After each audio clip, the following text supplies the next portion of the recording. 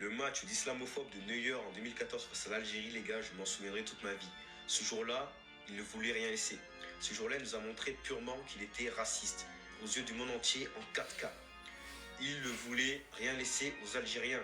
Sorti de la tête, sorti à 40 mètres du but, tu sais pas pourquoi. Tu avais le temps de la capter tranquillement dans les mains, mais non, il voulait que flex, il voulait prouver, il ne voulait rien laisser. Petit frère, faut qu'on parle. Tu sais, l'islamophobie, c'est pas un terme avec lequel on peut blaguer, avec lequel on peut jouer. Pourquoi? Parce qu'il y a énormément de personnes qui se battent dans le monde entier pour que ça puisse être reconnu et qui sont discriminées pour ça. Tu peux parler de Neuer, tu peux parler du match Allemagne-Algérie, tu peux mettre de l'humour, du sarcasme, de l'humour noir. Mais là, t'as déconné, mon ami. Le buzz, la réussite, ça ne doit pas être à tout prix. Il faut pouvoir être fier de sa réussite.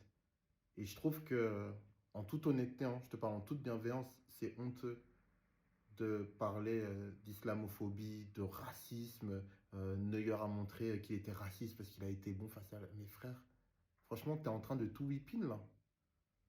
Tu es en train de tout whipping. Réfléchis-y. Franchement, moi je trouve ça super de pouvoir raconter des anciens matchs, des anciens événements. Je sais que c'est difficile sur TikTok, c'est difficile sur les réseaux.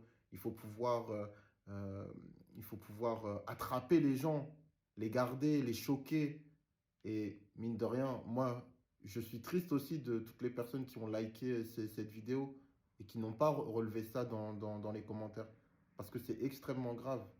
J'espère que tu t'en rendras compte. Vraiment.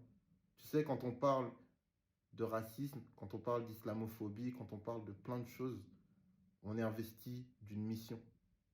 Surtout quand on est une minorité. On ne peut pas se permettre de faire n'importe quoi et de dire n'importe quoi.